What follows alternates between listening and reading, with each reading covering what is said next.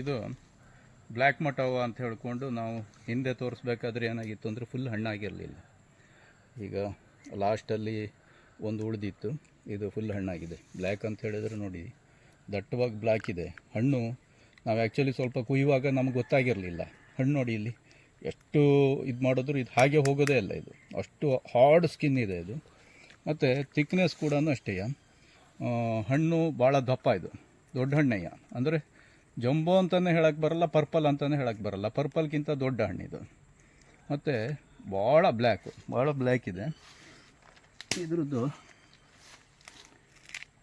ಒಳಗಡೆ ನೋಡಿ, ನೋಡುವಾಗ ಹೊರಗಡೆ ಸ್ವಲ್ಪ ಬ್ಲ್ಯಾಕ್ ಶೇಡ್ ಕಾಣ್ತದೆ.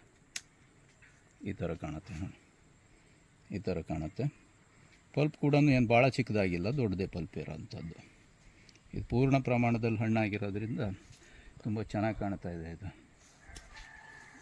ಮತ್ತು ಇದರದ್ದು ನಾನು ಅವತ್ತೇ ಹೇಳಿದ್ದೆ, ಇದಕ್ಕೆ ಸೀಡೇನು ಭಾಳ ದೊಡ್ಡ ಇರೋದಿಲ್ಲ ಅಂಥೇಳಿ. ತುಂಬಾ ಪಲ್ಪ್ ಸಿಗ್ತದೆ ತಿನ್ನಲಿಕ್ಕೆ.